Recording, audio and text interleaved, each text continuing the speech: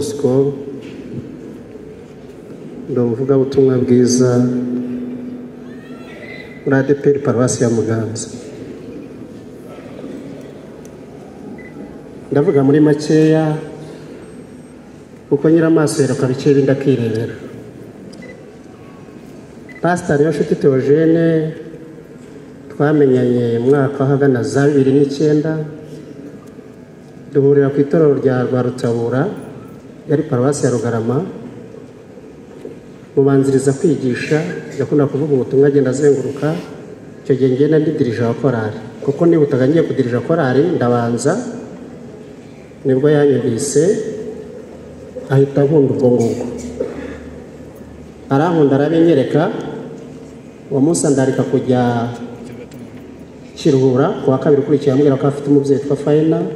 Nibwo nageze Kiruhura ngiye kubwiriza ndaritswe nawe. Mwarimu Faina ambera mushiki wanjye turakundana biraramba arankunda arankura Theogene nibaza icyo nkundi. Byatumye rero tubana umunsi ku wundi, hanyuma ngenda mumenya anyereka imiryango ye anyereka inshuti ze anyinjiza mu muryango we kandi baranyakira.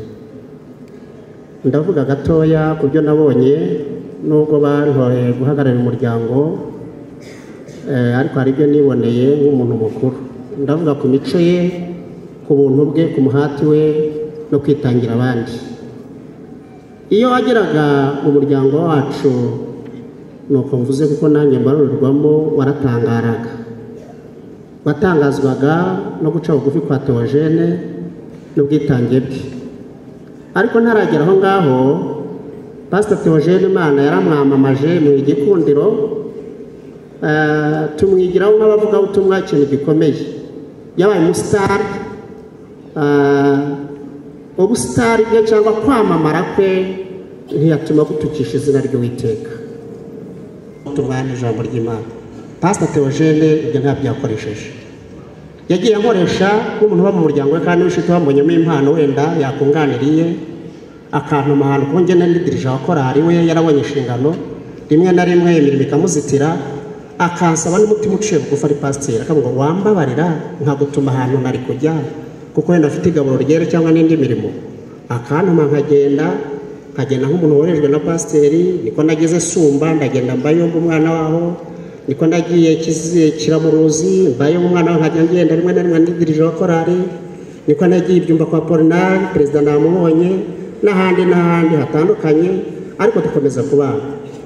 Reka simbuke rero nihute ngere ku mico ye n'ubuntu bwe n'urukundo rwinshi no kwitanga kwe. Iyo ahuraga na Pastor Theogene wibazaga niba uri umukirisitu, ukibaza niba aramwisi cyangwa niba mufite ubuzima kimwe n'ubwe. Dore ibyo nabonye byantangaje ndimo kugerageza senga Imana ngo izabishoboze cyangwa izampe n'ibindi bimeze nkabyo. Umunsi umwe yari umugabo wumva icyo mubwiye agaca bugufi. Umunsi umwe yarambwiye atari ko umuntu yubaka inzu bigenze biti, umuntu ahera kuki akageza kuki. Ndabwira nti umuntu ahera ku bushobozi buke afite. Arabyumva aranyihorera arangije agenda gura ikibanza hariya kaje vuba mu murenge wa Ntabana cyangwa Akagari sinabisobanukiwe neza. Yakundaga kugira terimi ivuga ngo surprise, mudamu arabindusha cyane. Arajyana nyereka ikibanza atangira kucyubaka. Shima Imana ko pasteur yasize umuryango ahantu. Mu mico rero namubonyeho indashyikirwa nk'umuryango wacu twagiye tureba n'abandi. Iyo wageraga iwe wasangaga umuryango mugari abantu bagera kuri 30. Natangajwe rero n'ibikurikira nsoza.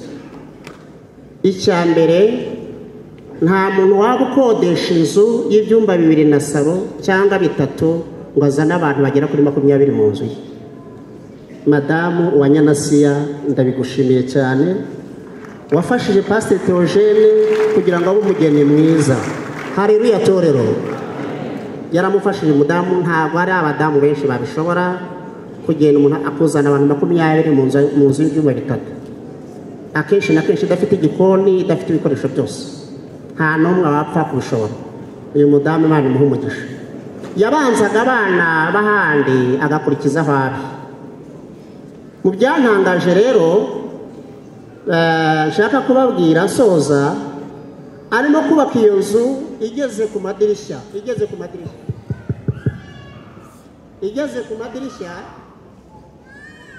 yarampamagaye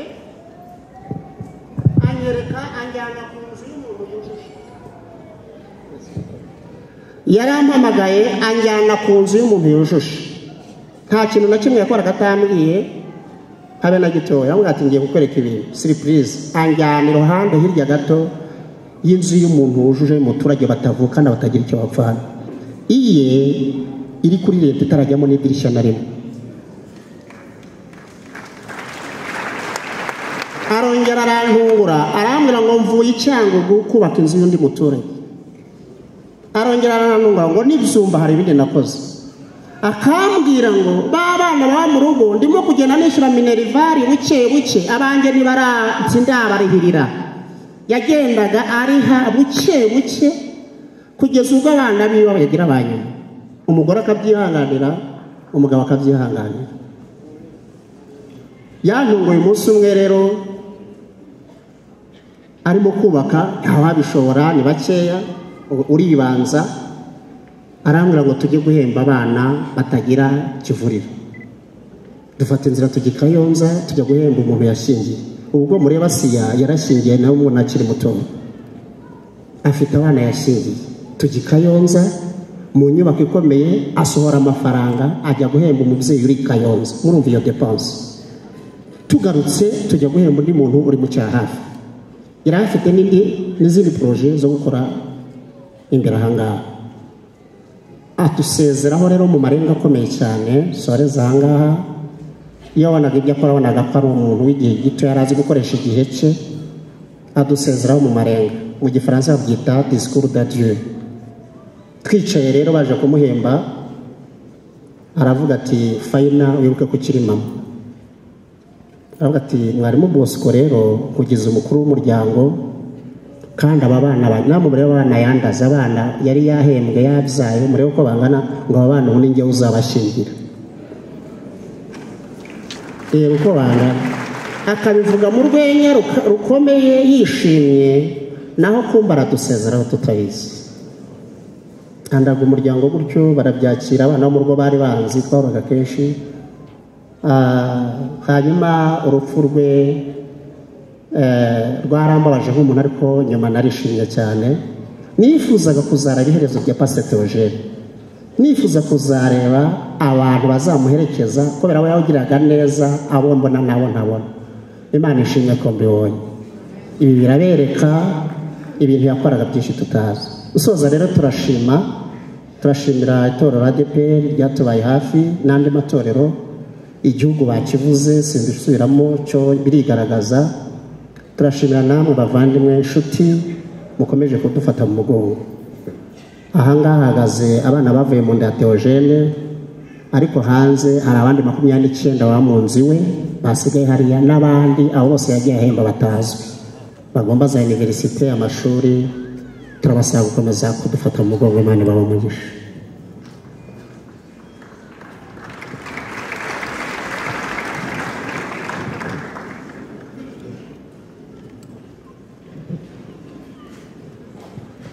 Ndabasuje mwese mu izina rya Yesu. Mbere y'ikindi navuga, mbese ko n'ibyinshi babivuze, abana banjye bose Imana yampaye ntibazi.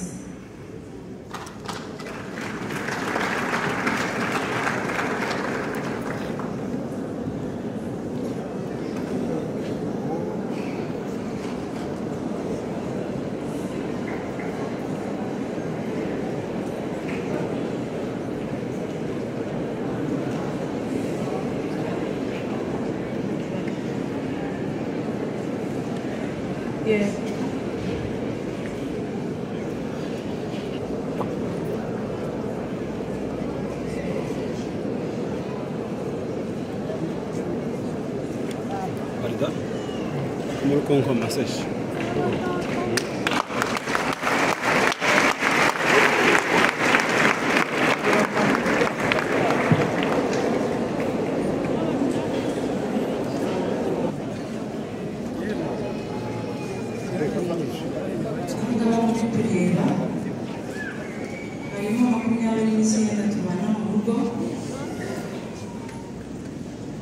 harimo abakazana banjye n'abuzukuru, harimo n'abakwe babiri. Biragoye muri ubu mwanya kubona ikintu umuntu yavuga, ariko abana banyuranye bababwire yuko muzabaho mubeho neza, murabizi ko ari data batabakurikira, nta kintu na kimwe tuzaburana Imana yamukunze kuturusha iramudutwara, ariko dusigaranye n'Imana. Amazina yanjye nitwa Uwanyanasiya, Pasiteri Niyonshuti Theogene yari umutware wanjye, twari tubyaranye 4, abahungu 2 n'abakobwa 2, imfura n'uyu nguyu yakamukurikira, abandi basinziriye. Meddy mwana wanjye, Asa mwana wanjye, ntubabare sibyo, ndabakunda nzabitaho, cyose nzabibakorera sibyo, ntacyo muzaburana, kandi papa wanyu agiye mu ijuru, tuzamusangayo. Ugomba guharanira gukora ibyiza, namwe mukabiharanira kugira ngo tuzahureyo. Yego,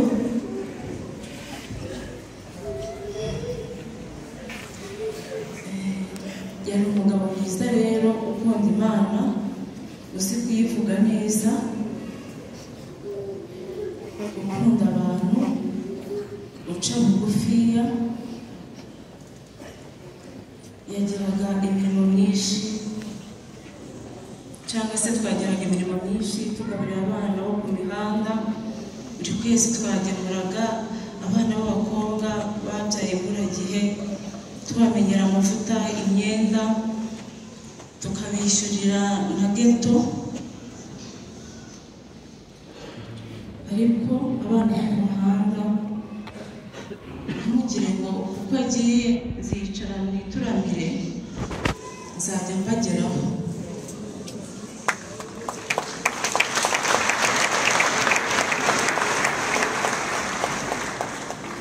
Ndabizi Imana izanshoboza, aba bana tuzabona, si byanditse. Jacques Mutara Karori, tuzagumana, sinzabanga, ndi kumwe namwe, kandi Imana iri kumwe natwe, kuko niyo nyir'ibihe izadushyigikira. Uyu ni mama wanjye, uyu ni murumuna wanjye, uyu yitwa Nadine, ni inshuti kuva mu bwana, twiganye na segonderi na primaire na maternelle. N'uyu ni mukuru wanjye.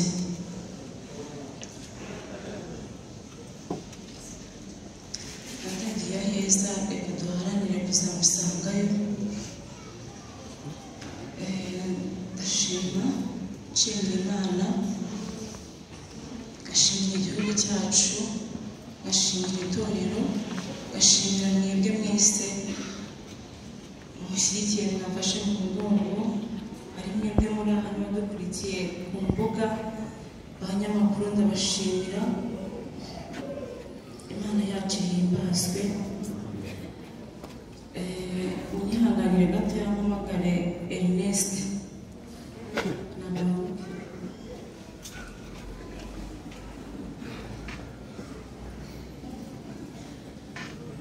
Akiza Ernest, reka mushimire mu mbaga nyamwinshi,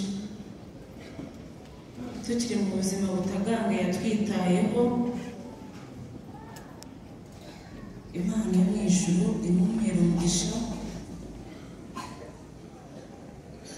na Pastor David. Hano murimo muri benshi cyane, nabo naho cyane Ernest arimo gato. Haleluya. umuceri komeza n'abana bazanye ntabwo ari ukubatinza imfura yanjye ikimara kumenya ko pasiteri yapfuye atahiye yaransabye arambwira ngo nzareke aherekeze pasiteri yamukundaga yajyaga aza akicara ku musambi bagasangira